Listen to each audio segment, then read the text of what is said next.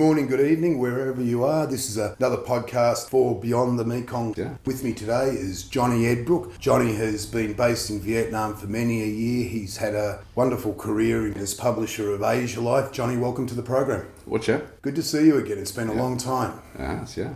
The media landscape, it has changed enormously, as has the political landscape. Get the feeling that the world is again tipping itself on its head over the last couple of years, and we've both seen that happen probably 3 or 4 times over the last 20 or 30 years. Where do you see yourself now based on where you've come from?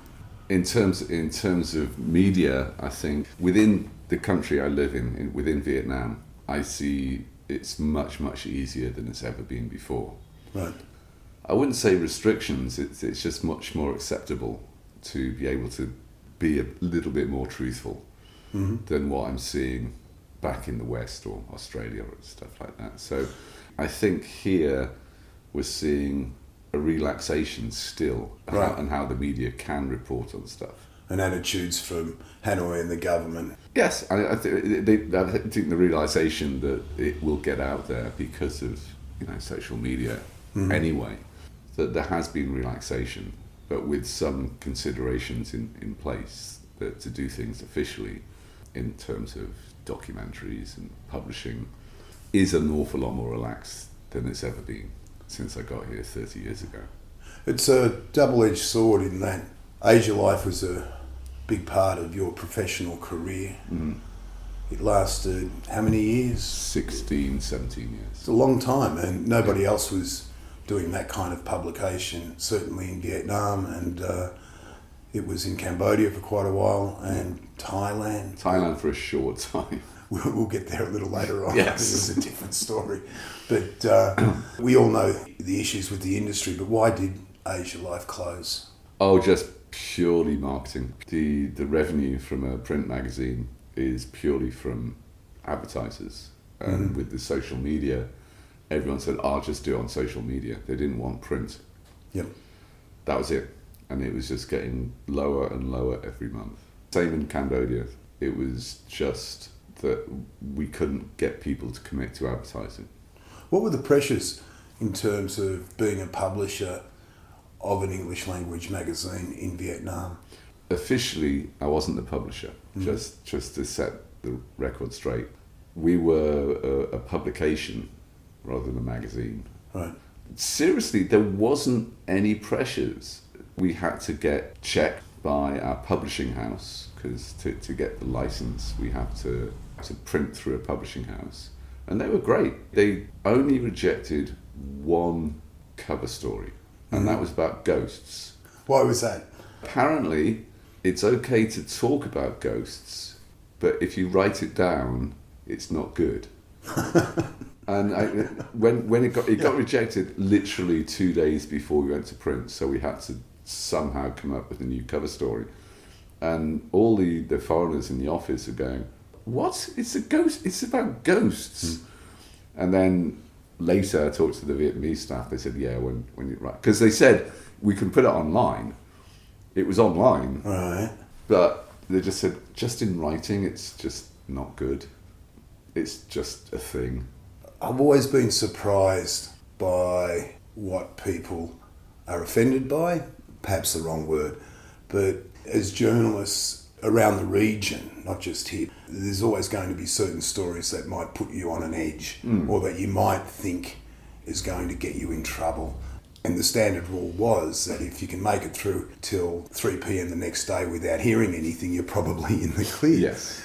What always surprised me, though, was that it was always the innocuous that gets you in trouble. Or maybe not trouble, but it's always the innocuous that seems to offend. It's never really what you think should offend or that... Yeah, I published a book about propaganda posters in Vietnam. And that was an interesting project, in the fact that as we designed it and wrote it and stuff, writers, because I was in the production side of things, I said, look, we might not be able to print this here. We might have to print it in Thailand and see where we go from here. Because the publishing house had said, finish it and then we'll check it. Yeah, we couldn't just go, here's the idea. Okay. And they go, yeah, that's fine. I said, right, send us the finished thing. So an enormous amount of work Yeah. based on maybe it will be rejected. Yeah. And we sent it for checking to the publishing house, and they only changed one thing, which was we referred to it as the American War. Right. And they went, no, official title is the Anti-US Invasion War. Oh, really? Yeah. That's an odd one. I've heard terminologies used to describe what I still refer to as the Vietnam War, but Third Indochina War, the American War, there's... And for us, because it was a book on propaganda, that was great. That actually made it, it just was, it was better reading by that change. When we launched the book in Hanoi, we invited a few old painters of posters. Right. And only after the book was in their hand and one of them was a very good friend of mine, Mr. Huyen, came up and said, "That's my poster." I said, "Why didn't you tell me before?" I said, "We didn't want to get involved in something." Right. If it got banned, no, he just didn't. But once it had been printed, they went, "Yeah, actually, that's ours. That's mine. That's mine." It was an interesting project to be on. There has been, over the years, a lot of hang-ups, for want of a better word, about the war. My opinion is that they are disappearing fast, and the Vietnam War era is becoming a distant memory. I think so. I mean, it's if just the cultural change over time. So I arrived in '94. So what's that? 9 years after '94? No, 24 years after. I can't do maths. You're in Hong Kong. Yeah, and then '94 I came here. Right. So the war ended in '75, and then then there was the Cambodian War, and then there's the Chinese War, the very short war on the border. But very important. Yeah. So basically, when I arrived, they'd literally only been at peace for a handful of years. And the war was still going on in Cambodia until 1998, in terms of the Indo-Chinese wars. So there was basically that security of wealth, yeah, that people still didn't spend any money because it's like, well, this could happen again. It was still in their memories. But now we're talking about the younger generation. I mean, my kids are 15, 16, and I've got staff who are 22 who don't even remember any of that. So they're buying, they'll buy their iPhone 14s or whatever number it is now, which in the past is like everyone held on just in case. So we're now seeing people spending money, sometimes foolishly, but if you talk about the middle class in Vietnam, they're okay. They have no real memory of the war. It's no longer important to them. Whereas when I first came 30 years ago, it was still the hot topic. You know, sensitive. Yeah. And I've been walking through the streets of Saigon over the last few days, and it's extraordinary the changes, the construction and the number of skyscrapers that have gone up. And I remember when District 2, where we are now, used to sit on the other side of the river. There was just nothing here. This was a hot fire zone during the war, mangroves and swamps and not much else. The top of the street, well, we're in my house now, the top of the street, that's where it started to be a mud track. Right. Literally, so we're in Lambao Chi, which is journalist streets. So all these houses were owned by journalists, given after 1975. Yep. But there was no road past this to the right. So all those skyscrapers you can see in that direction, they're in the last 10 years. I was talking to a friend of mine the other night, and I was saying how I remember 30 years ago there was nothing over here, and she was saying, I remember 10 years ago there was nothing over here. And interesting too is that the buildings are full. There's been rapid construction, enormous number of skyscrapers going up right across Asia, including Phnom Penh, but they're all empty. Here, they seem to have a reasonable handle on... I'm not sure about that. It's still, we've got there's certain things with the property market which are a lot of them are pre-sold and a lot of them are actually empty. Look at night, just look out the window, and you can see there's an awful lot of not any lights on. So that's still the case. The economy is humming along. It seems to be. Obviously, all things considered, it could be better considering the global situation. But Sure. I don't think. I think it after the COVID experience, it could have been an awful lot worse. But we're still struggling to get over that. And the property market still is one which is sceptical about how much. I believe it's getting back on track. The economy here, it's state central controlled, and it's expanded enormously. And when one looks at the comparisons between Vietnam and Cambodia and Laos, Vietnam seems very much to be going its own way. There are great divisions in ASEAN, which some people talk about publicly and others prefer weren't discussed at all. But Vietnam's relationship with the United States, China, very different. The Vietnamese exports to the US are about 100 billion a year. To China, it's about 56 billion, which gives you an idea of which way they are leaning. How do you think 2024 is shaping up in terms of those relationships? We've just had Xi Jinping come in, and the new Cambodian Prime Minister, Hun Manet, came in just before Xi arrived. There seems to be a flurry of diplomatic negotiations, talk going on behind the scenes. And Vietnam's kind of an odd country where it sits. It's a maritime state given its coast, but at the same time, it's a mainland Southeast Asian state given its geography. And Vietnam is in a very interesting position going forward. I think Vietnam's advantage is its population. It's got a very large population. More than 100 million now? Yeah, about that. And geographically, it's also in a very good place to be. So if you look at the boom in IT that's coming into Vietnam, so you've got Foxconn and Apple and all these companies coming in for the IT sector, whereas Vietnam in the past was nearly always manufacturing, shoes, garments, furniture was a big one. And now IT and the level of education in Vietnam is increased dramatically. There's more universities here than basically, I believe, than most Southeast Asian countries. Yep. So Foxconn, I believe, is setting up in Da Nang, which has got 2 or 3 universities, just IT-based, tech-based. So with that population, there's advantages. So you can get a workforce, whereas Cambodia and Laos, yeah, they don't exist. Just not too many of them. Mm-hmm. That's the advantage Vietnam has. And I think that will continue to expand. People will continue to set up here, and the government's relaxed certain business setups if you're a big enough company. Right.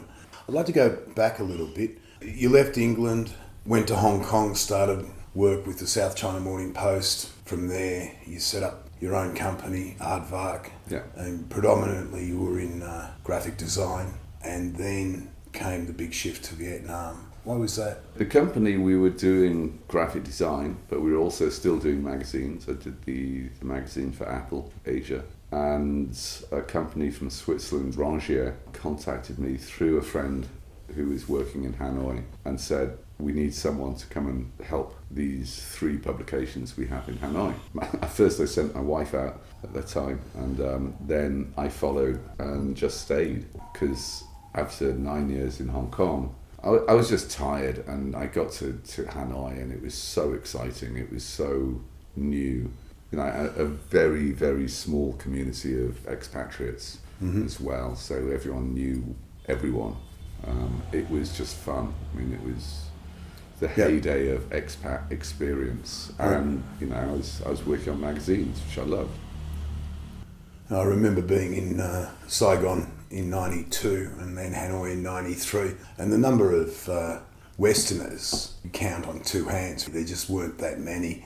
A lot of Bulgarians, Russians. A lot of Russians, yeah. The Soviet influence was still strong, but you witnessed that whole sea change. Yeah, I mean, Hanoi, when I was first there, to be honest, there was maybe 6 bars that expats went to. Mm-hmm. So you would see everyone every night. So you'd know everyone from different, as well, from very different roles, from infrastructure, you know, construction, manufacturing, media, obviously. Cause, the diplomatic community used to go out in those days as well. Before 9/11, it all changed after 9/11, but in those days it was not uncommon to get asked over for a weekend barbecue. Oh yeah, the Bulgarian embassy in Hanoi had the best parties in the world. I mean, they were wild. This big hot pot Bulgarian goulash. It was a very small community, which I really liked. And my contract got extended, so I just stayed. And then things in life changed. Sure. Family situations. As yes. These things do. Yeah. And Asia-Life, it came about. When I moved down to Saigon 24 years ago as creative director for advertising agencies. So I worked for 2 advertising agencies as creative director, started making TV commercials and all that stuff, and then got fed up with the bureaucracy of agencies, so that's when I set up my own company called 365 Days. It was a very small agency, but we didn't have account executives. I did the work. We had staff, we had designers, we had creatives, we had production. So I wanted to set up a boutique agency that did content, creative content, which worked really well. AsiaLIFE, there was 3 guys who wanted to put a magazine together. I had the most experience in magazines, so they were put in contact with me and I gave them some advice. And then I said, you're going to have to work with a publishing house, with the government system. I said, no. They said, no, we've got that sorted out. We've got a friend in the government. I'd like $1 for every time I'd heard that. Yeah. And about 3 weeks later, I got a phone call from one of the guys who basically said, no, this is not going to work. Can you help us? So I said, I want, I'll become a partner. I want a share in this, and we will launch it, which we did. It had a few hiccups along the way with dodgy expat people who stole the idea, and then I had to relaunch much more successfully about a year later. I can think of half a dozen publications where that has happened. They didn't last long, the fly-by-nighters who tried to do these things, but by God, they caused problems at the time. Yeah. So that's that hiccup. But we kept going, and because of the way it was set up, that's when I got complete control over the direction of the magazine, and we managed to do things which, quite frankly, were unbelievable at the time. And even our competition were saying, how did you do that? So we did the first ever print article. It was a cover story on basically the gay population. Mm-hmm. Which we've been trying to do for ages, but we're just told by the publishing house, no, you can't talk about that. And the magazine was big, large, full colour, glossy. Yeah. It was very well designed. All my art directors were from New Zealand, and it looked better than any other publication because we had creative, and everyone who worked for the magazine has now gone on to much better ground. The 2 top photographers in Vietnam basically cut their teeth on AsiaLIFE. 3, sorry, there's another one. And then the Cambodian edition came out with Mark Jackson, who I think did a terrific job. And then you tried to launch in Thailand, which wasn't quite as successful as you'd like it to be. Just the wrong time. Wasn't that long ago. 2013, 14 perhaps? Yeah, around then. It was the wrong time, and we were going head to head with a very established publication, which made life very difficult. We did 4 issues and then went, no, this just isn't going to work. But it was fun. It was fun doing it. It was just the wrong time, and we didn't foresee how difficult it would be to go against the opposition. The competition. Market. You were also coming in at that point as the whole smartphone technology was... I don't think a lot of us saw that happening, in that by the turn of the century, the internet had made itself known. We could kind of see where that was going. The industry was...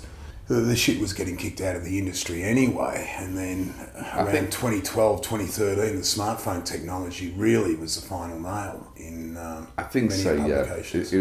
It was also the cusp of... We had a website. We had a very good guy put one of the partners in AsiaLIFE put the 2 partners put the website together. It was very good. But monetizing the website, it was too early to do that, but it was too late to get people in print. So it was just that turning point. Yep.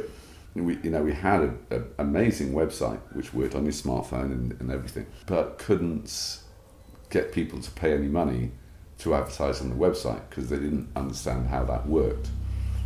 Social media was still not really helping. In its infancy. Yeah. It wasn't really infancy, but in terms of monetizing it, it was still early days. This is where I would like to go next, in that monetizing anything off the internet is the bane in everybody's life who's involved in publications, media, online. Everything. How do you see it going forward? Do you think days will improve? I don't know. If you look, you look at the music industry and like Spotify, how much people, and Apple Music, how much people actually get paid for downloads of their music. It's nothing. So you then going back to, what's her name? Is it Taylor Swift, who's just earned billions of dollars doing a world tour?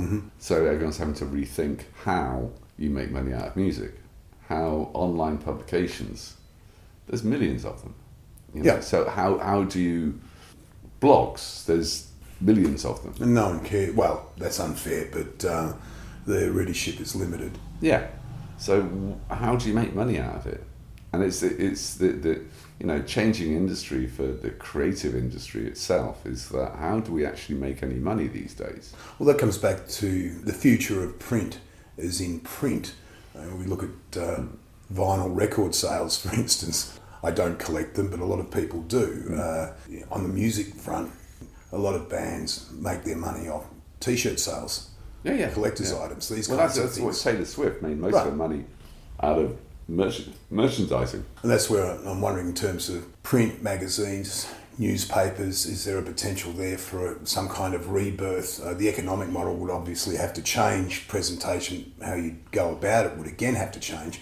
But is there still a future in that? I think, yes, it could happen. But then how do you make money out of it? You're still reliant on advertising. One of the competitors here, he shut down before we did because he just sold advertorial. And no one wanted to read his magazine anymore because you'd read it and it was a review of a hotel which was just obviously paid for. And therefore you read it after the first 5 lines, you go, they paid for this. So it's the same crap on TripAdvisor. Yeah. So how does, you can go into a long conversation about media and how information we get now. If someone could be independent and write things that people want to read about, I think it's possible. But then you've got to persuade the advertisers to fund it. And you need the publishers to stump up the cash and provide that environment where we are seeing the whole concept of independent journalism just seems to continually change and not in the right direction. I think we were saying the other day that there was a time when a journalist simply meant a journalist, and then it became an independent journalist, and now that's gone right out the window because so much of it's paid for, and it's very difficult to find that independence in among them. I think it will straighten out in the long run, but I think it will. How do you fund it? How does this keep going? Because there isn't the media in which you can place this stuff. So print is expensive. You've got to pay for the actual physical printing. You've got to pay for distribution. Then you've got to try and recoup. If you're selling, my magazine was free, but if you're selling the magazine, then you've got to get your money back from those sales, of which is not very much. And perhaps ironically, you're living in an environment in Vietnam where it's actually becoming easier to publish these kinds of magazines. Yeah. That is ironic, but I think it could come back. It's just how you fund them. It was the problem in the very beginning. To launch a magazine is so risky in the first place. It just I mean, I think it's something like 90% of all publications fail, and it could be way more than that. I launched AsiaLIFE. That was my money. I had to invest, and I mean, I met with the CEO of Nat Geo, who wanted to launch in Vietnam, and he was very impressed by AsiaLIFE, sent me a lovely email going, very good magazine. And he was looking for it's basically a franchise, Nat Geo. But he wanted my proposal had to be that I didn't make any money for 3 years. Ask a stupid question, but how does that work? He said, we know for a fact that if you think you're going to make money in the first 3 years, it won't happen. So do you have the funds, print it, and keep going for 3 years? And I kind of looked at that and went, no, I don't. Extraordinary, the costs involved with the publication of that quality. Yeah. I mean, it's so difficult to do a magazine and make it work. You know, I think I've designed, I think my last count was 65 magazines I've designed or published, or designed and published. I can't think of any of them that still exist these days. And that's not because I'm shit at my job. It's just that they've had their life. Some of them succeeded and did very well, some of them just failed. Vietnam has always held a wonderful sense of nostalgia. It's got an extraordinary history. A great novelist, Graham Greene. We can hear the background noise now. It hasn't changed very much. Do you still have a sense of wanderlust with Vietnam, the nostalgia, the history, walking through District 1, where the Givrel coffee shop used to be opposite the Opera House? There's a caravel. Is it still, do you still get that buzz? Yeah, definitely. I mean, it's Vietnam. Although it's, you know, we've got all this infrastructure, you know, the roads and the skyscrapers and stuff like that, is still a fascinating place. You know, the people are amazingly funny, many times over. I mean, they keep amazing me. If you go to anywhere in the countryside, and the fun that you can have is still. I'm still gobsmacked.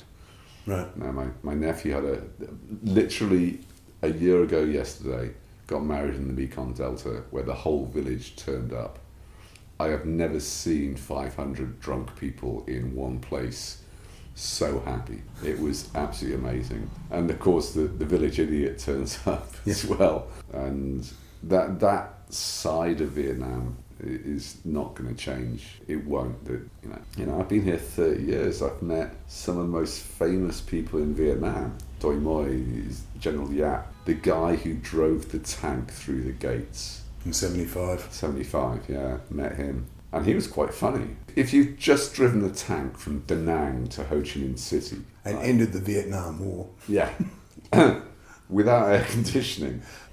So that must have taken him quite a couple of weeks, because it still takes like 8 hours, 9 hours to drive just in a normal car with the roads. In those days he said, you know, we got to the President's Palace and we fired our gun and it didn't go off. And I'm like, oh, okay.